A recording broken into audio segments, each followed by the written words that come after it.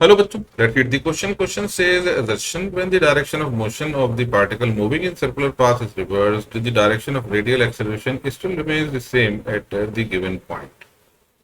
Reason for a particle revolving on circular path in any direction such as clockwise or anti-clockwise, the direction of radial acceleration is always towards the center of the circular path. देखिए ये हमारा circular path है और circular path में हम किसी भी position पर होंगे, चाहे हम ऐसे मूव करें, इस ऐसे करके, तो अब ये क्लॉकवाइज घूम रहा है। अब हम एंटी क्लॉकवाइज भी ले लेते हैं। ये एंटी क्लॉकवाइज अगर घूमेगा तो इसका मोशन कुछ ऐसे हो जाएगा, ये वेलोसिटी होगी हर पॉइंट पर।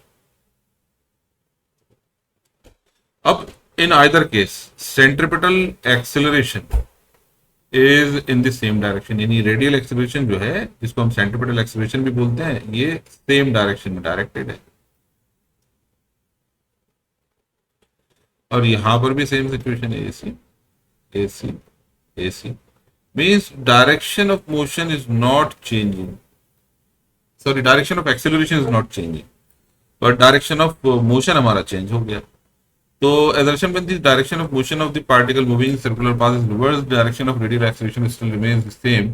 ये स्टेटमेंट बिल्कुल सही है। For a particle revolving on a circular path in any direction such as clockwise or anti-clockwise, direction of radial acceleration is always towards the center of the circular path। ये बात भी सही है और रीजन assertion दोनों ही सही है और रीजन ही assertion को एक्सप्लेन कर रहा है, तो आंसर हो जाएगा 1। I hope you understood the solution. Thank you.